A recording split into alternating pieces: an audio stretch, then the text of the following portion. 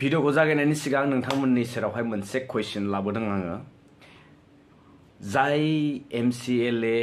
एक्स MCLA BPF निफ्राय जे UPPL आव थांदों नैबे मुहूर्त समावहाय नोंथांमोननि ओपिनियनखौ आं लुबैयो जे बिथांमोना बिसायख'थिनि सिगां बिपिएफ दोलोखौ बोजबफिनगोन ना बोजबफिना बा पावाराव फैखांनायनि उनाव नोंथांमोननि एक्सपेक्टेशना मा जाय बिथांमोना दिनै इउपिपिएल आव थांदों जुदि इन फिउचार बिपिएफ आ जुदि देरहाबायब्ला बा देरहाबाय अब्ला बिथांमोना पजिशनखौ सोलायफिनगोन ना सोलायफिना बे सोंथिखौ नोंथांमोना आं हगारबाय नोंथांमोना कमेन्ट्सनि गेजेरजों फोरमायहरनो हागोन 15 फेब्रुवारियावहाय फैसा होनायनि खोथा जाय सुबुङा गावनि बुंनांगौखौ बुंनो हाया बा थरख' खालामनो हाया बेदि मानसिखौ बान्दा होननानै बुङो बा गलाम होननानै बुंजायो दिनै नोंथाङा निजेनि न'खराव माबा मोनसे गुलाय गुजाय नुनायखौ फोसाबा लाबासिनो बेखौ दसिनानै जानगाराव थानाया बे सासे हुसियार मानसिनि आखु नामा बेबायदि माखासे खोथा बुंदों दावराव देख्रेब नार्जारी आयंआ दिनै माखासे सोंथि खालामनायनि फिननायखौ बिथाङा होदों खाम्फा बरगयारिनि सोमोन्दै बिथाङा मानि जाहोनाव दिनै इउपिपिएल पार्टियावहाय जगदान जाहैनो मोनखो दिनै चन्दन ब्रह्म बिथांमोना माबायदि मोनसे समाव जिगाब बाथ्रा बुंदोंमोन बे पार्टियाव दिनै बिथांमोना बोरै बजबहैजाखो जाय लिडारखौ बिथांमोना सासे वान मेन हिरो होननानै हिसाबै बिथांमोना दिनै बाखनायबोबाय थादोंमोन बिथांनि फारसे गोबां बाथ्रा बिथांमोना बुंदोंमोन दिनै जाय सुक्तिखौ नंखाय जाय सुक्तिया दिनै ओंथि गैयै होनना बिथांमोना फोरमान होदोंमोन नै बेफोरनि फारसे दावराव देख्रेब नार्जारी आयं बिथाङा गावनि बिबुंथि लाखिदों नोंथांमोना नैबे भिडिअनि गेजेरजों आं नोंथांमोननो दिन्थिनो थांगासिनो दं मा बुंनो नागिरदों नोंथांमोना भिडिअखौ जोबजासिम नायलाङोबा हयथ' निश्चय माबा मोनसे नोंथांमोना इनफरमेटिभ मोननो हागोन स' लोगो मावसिगोन नोंथांमोनजों नैबे नेक्स्ट भिडिअआवहाय टिल देन स्टे ट्युन बाय बुंदों आंखौ बिदि आं बुंनायबो खोनादों डाइरेक्ट आंखौ बुंदों जे मालायखौबो रायसोगारो नोङो बिरादनो एबसुखौबो बिराद रायो प्रमदखौबो रायो बिटिआर सुक्तिनि एगेन्स्टबो बिराद बुंबाय नोङो आरो बिटिसि सुक्तिखौबो बिराद मोजां होननानै बाख्नायबाय नोङो दा दिनै बिटिसि सुक्ति खालामनानै लाबोग्रा आरो बिटिआर सुक्तिखौ गाज्रि होनग्रा खाम्फा बरगयारिया दिनै बिपिएफ पार्टि गारनानै इउपिपिएलआव जइन जाहैबाय बिनि सायाव नों मानो जेबो बुङाखै बे बाथ्राखौ अनेक मानसिया आंखौ बुंदों टेलिफनजोंबो बुंदों आरो जोंनि न'खरनि खुरमा गुजिफ्रा बुंदों नों माबा बुंगोन नामा बेफोरखौ दा बे खेथ्रआव आङो बुंनांगौ दङ मानो बुङा जानो फालाय बुंगोन आरो जोंथ' जोंनि न'खरनि खुरमा गुस्थि बाय बाहागि बेथ' देरसिन जानो हाया दिनै देरसिन माने देरसिना जाहैबाय जाथिनि इसु जाथिनि जेंना सबसे देरसिन दा जों जाथिनि जेंनानि थाखाय जोङो दिनै गावनि खुरमा गुस्थिनि सोमोन्दोखौ जोङो देरसिन सानना लानो नाङा बेखौ जों दोनथ'नानै जाथिनि इसुखौनो बांसिन गुरुत्व होनांगौ आरो स्पेसियेलि आंथ' आंनि खेथ्रआव बुंनो लुबैयो दा दिनै आंनि लोगो बिथां अमरसिं ब्रह्मआ दंफैयो जों गोदो माने 1987 निफ्राय आलादा बड'लेण्ड रायजो बिनायाव जों ओंखारजेनदों बड'फा उपेन्द्र ब्रह्म दैदेननायाव ओमफ्राय बिनि सिगांबो जों गोबां आन्दलनाव बर' जाथि दानायनि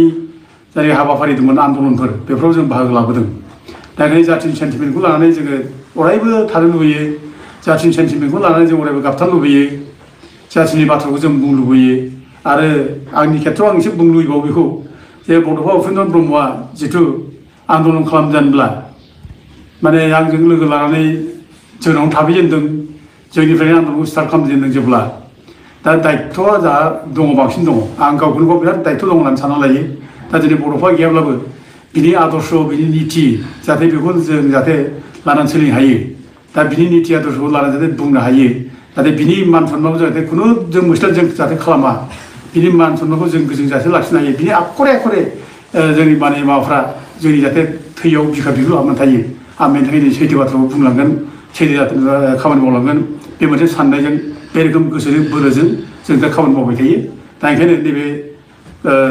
दिनै खाम्फा बरगयारिया इउपिपिएल हाब्बाय बिनि बाथ्राखौबो आङो बुङाबालानो थानाय नङा बुंगोन आरोखि मानो बुङाबालानो थानो बुंनांगोन आरो बयबो बुंजानो लुबैदों आरो बुंनांगोन दायथ' दंखायो दा आंनि बुंनांगौ खार'ना बेबो मोनसे आं बुंलांसै होनबा आंनि बुंनांगौआ बेनो जागोन दा फार्स्टआव दा बिथां खाम्फा बरगयारिया जे बिटिसि सुक्ति खालामना लाबोग्रा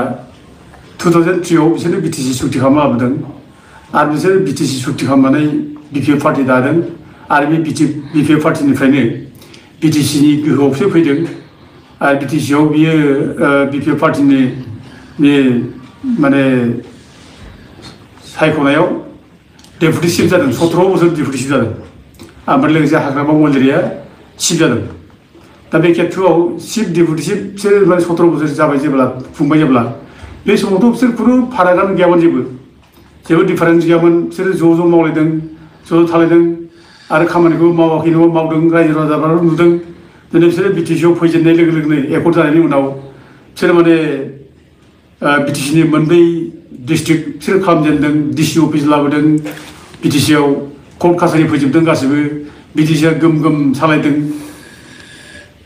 एथ' मोजां बे मोनसे थिलेबलेब रायजो सोरजिनानै एथ' मोजां बे मोनसे थिलेबलेब रायजो सोरजिनानै लाबाय बिसोरो मोजांनो दा बेखौथ' ज' मावलायनायखौ जों नुदोंमोन खिन्थु हठात नैबे माबानिफ्राय जे गावस्रानाय जाबाय जेब्ला बिटिसिनि जायनाखि एमसिएलए इलेक्सन बे जेब्ला जेनबाय आरो बिनि उनाव माने एमपिनि माने जायखि माबा जाबायमोन बे इलेक्सन गेलेबाय बेवबो जेनबाय दा बिनि उनाव जे माने गावजों गाव भुल बुजाब जानाय बे माने जानो नाङामोन आरोखि मानो जानो फालाय नों 17 बोसोर बिसोर एथ' जे डिफारेन्स गैयाबा जुदि माने ज' खामानि मावदोंब्ला दिनै पावाराव गैयैयावसो गावजों गाव गाज्रि मोनलायनाय बेखौ रायजोफ्रा गाज्रि मोनगोन आरोखि पावाराव थाब्लासो ज' थायो बिसोरो पावाराव गैयाब्ला माने माबा थाया ज' जानो रोङा गावजों गाव नांलायो बे बाथ्रा फैगोन आरोखि आरो सद्रुप चन्दननि केसआव बेनो चन्दनाबो एथ' मोजां थाबबाय मन्थ्रि जाबाय बे समाव हाग्रामा दक्ष नेता होनबाय हाग्रामाखौ बिरादनो जग्य नेता बेनो बिनि लिडारशिपआवनो अनेक खामानि मावदों बिनि माने एकमात्र लिडार होनबा बेनो बेखौ बाख्नाय बिसोर माने ज' मावलायलायबाय मन्थ्रि जाबाय खिन्थु बे जेब्ला मन्थ्रि गैला जेनबाय एमएलए जेनबाय नै बे लासैनो माने बिपिएफनिफ्राय हाग्रामाजों माने बेरेखा जानो आराम्भ खालामबाय थारमाने मा पावार थाब्ला जों ज' जायो पावार गैयाब्ला माने गावस्रालायो बेबायदि बाथ्राखौ माने नुनो मोनो आरोखि बे जिनिसा जानो नाङामोन आरोखि दा बांसिनै आंहा दुखुनांथाव बाथ्रा बेनो जे नैबे क्रुसियेल टाइम नैबे क्रिटिकेल टाइम पलिटिकेल स्टेबिलिटि जेराव गैयै जागासिनो दा इनस्टेबिलिटि इन पलिटिक्स इन बिटिडि एरिया दा बे जागासिनो दा खुनु स्टेबिलिटि गैया दिनै माने बिजेपि सरकार नाख्रेबनानै सेस खालामनो नागिरनाय बे मोनसे थाबाय आरो गुबुन फारसेथिं दिनै माने बिपिएफ नेताफ्रा जायफोर दङ बिसोर आन्दलन खालामनानै बै समाव बिएलटि नेता जानाय समाव संग्राम अस्त्रजों संग्राम खालामनानै गोबां सेक्रिफाइस खालामनायनि उनाव गोबां मानसि माने जिउ गोमानायनि उनाव मुंख्लं जानायनि उनाव बिटिसि मोनबाय दा बे बिटिसिखौ जे दिनै स्क्रेप खालामनानै सेस खालामनानै फोजोबनो नागिरबाय दा बे फोजोबनो नागिरनाय समाव दिनै ज' गाबथालायनांगौमोन बे मोनसे इनस्टेबिलिटि मोनसे पलिटिकेल सिटुएसनाव बिसोर ज' थानानैसो दिनै गाबथानांगौमोन दा दिनै बिटिसिखौ बोरै लाखिनो बे होननानै ज'सो मावदोंमोन दा दिनै बिसोरो बिटिसिखौ लाखिनायनि ज' मावनो नागिरै दिनै बिसोरो दिनै गावस्रालायबाय आरो गावस्रादों ओरैबायदि माने दुखुनांथाव जे गावसोरनो दाय होबाय जे बिटिआर सुक्तिया मोजां नङा बिटिआर सुक्तिया बिराद गाज्रि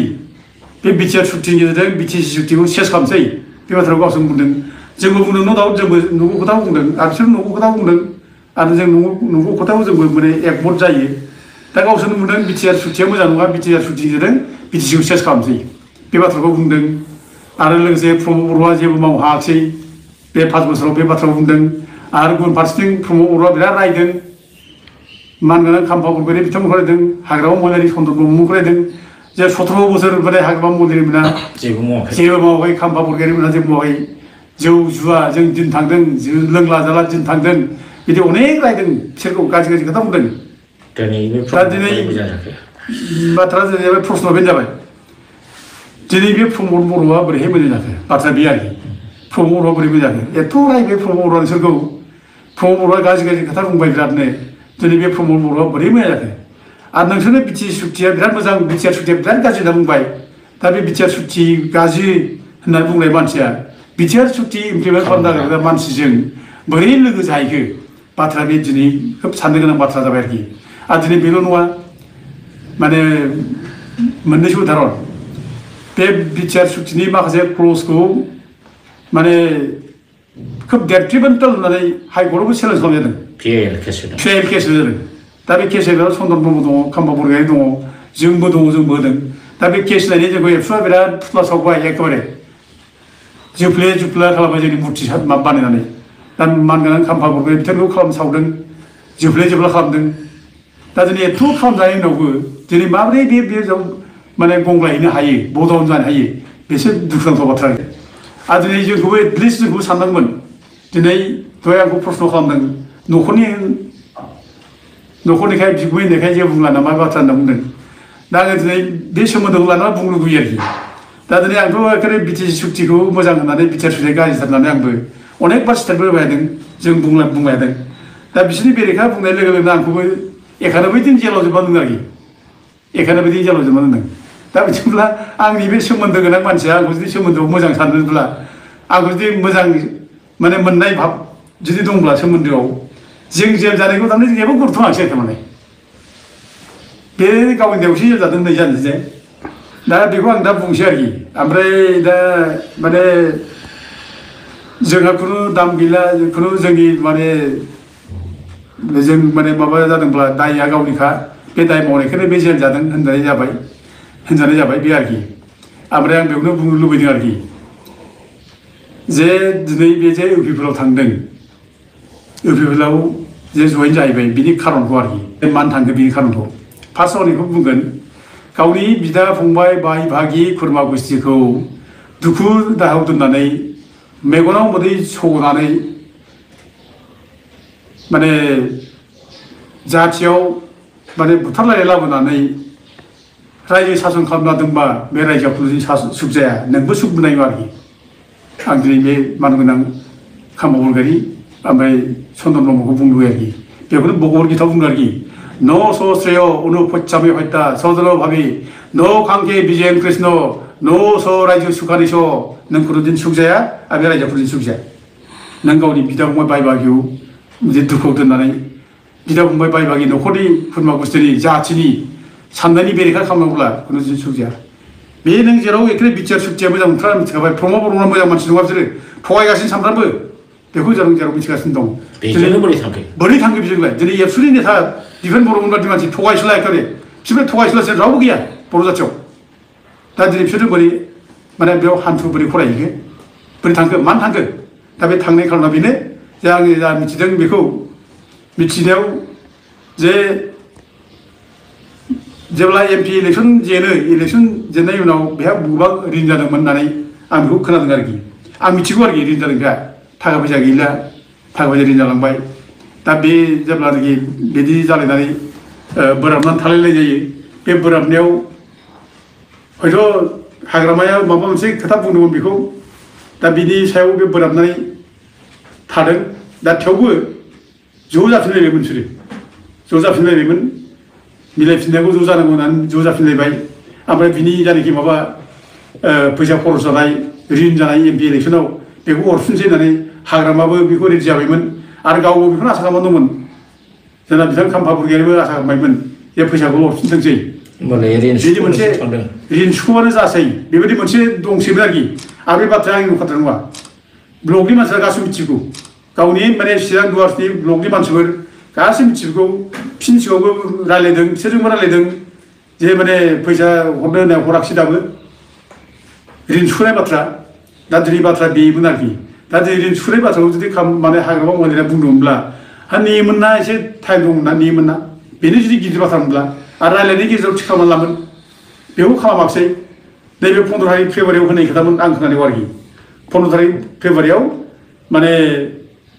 हाग्रामा महिलारिया बेनो रिन सुख'नो थाखाय फैसाखौ हरगोन आरो फैसायाबो फिसा फिसौ फैसा नङा गिदिर फैसा आरोखि खोनानायाव खोब गिदिर फैसा आरो खोनानायाव आंनि खुगाजों बेसेबां खोनानाय गिदिर एमाउन्ट हरनाय बाथ्रा बुंदों आरोखि दा होनबाथ' मोजाङानोमोन जोंथ' मोजां मोनदोंमोन होनबाथ' मिलायसिगोन जेब्ला मोजां जाबाय बेखौ जों सानदोंमोन खिन्थु बिदि जायाखिसै खोब दुखुनांथाव दा बेखौ मा बुङो बे फैसा होनाय थांदों होनना बुंनोसै दा ब्लकनि मानसियाथ' बेखौ बुङो दा ब्लकनि मानसिया गावनि ब्लकनि मानसिया बुङो थाखानि ब्लकआव थांदों फैसा होनाय थांदों होननानै थारमाने हाग्रामाया जेसेबां फैसा जादों बेखौ फसायाखिसै दा बांसिन फैसा मोननायखाय थांबाय बेबायदि मोनसे आल'सना दिनै जानो आरोखि मानो बिदि बुंजानो हालाय जों दुखु मोनदों आरोखि आंथ' निजे बिराद दुखु मोनदों आरोखि आं बिराद मोजां मोनोमोन खाम्फा बरगयारिखौ गोरों मानसिबो बे आरो बे गाइड खालामनांगौ दायथ' दं बेहा नैबे क्रुसियेल टाइमाव बे गाबथारनांगौ खिन्थु गाबथारनो थाखाय दायथ' गैयासे बे खालामबायब्ला बेथ' बिराद अननाय जाबाय बेखौ सोर मोजां मोनदालाय रावबोथ' मोजाङै मोननाय नङा आरो पार्टि सोलायग्रा मानसिखौ रावबो मोजां मोना गावनि पार्टिखौ मोजां खालाम फोसाब माबा दायथ' जादोंब्ला पार्टियाव सावराय हायोमोन बिसोरो हाग्रामा मन्दिरे मा दाय दं बुंना खुला खुलि बुं मिथियाव सावरायनानै दायब्लाबो हाग्रामा मन्दिर जौबो बेहाबो दाय दंब्ला बिनि दायखौलाय मानो रायलाय मोना बिनि दायखौ बुंनांगोन ना होमब्लासो पार्टिया संसदन जागोन मोजां जागोन दा बेखौ सावरायाखै बाहेरायावसो गावसो खालामबाय माने दुर्बल मानसिफ्रा बिदि खालामहोनाय बेनो जाबाय आरोखि दुर्बल मानसिफ्रा माने थरख' खालामनो साहस खालामो आरोखि साहस गैया मा होनो ओमफ्राय जो थरनि खोथा जो थरनि खोथा घमंड है बेखौ घमंड अहंकार आं बिदि मान थरख' खालामफालाय बेबायदि मानसिलाय आं खालामा घमंड बे घमंडनि मानसिया अहंकार मानसिया थरख' खालामा ओमफ्राय मोनसे बुंदों जो थरनि खोथा मूर्ख है जाय थरख' खालामा बे मूर्ख मानसिया थरख' खालामा होनना बुंदों आरो मोनसे खोथा बुंदों जो थर करने का साहसनि खोथा बे बुंदों बे बान्दा आरोखि ये गुलाम है नों जो थर करने का साहसनि खोथा गुलाम है थर खालामनो जायफ्रा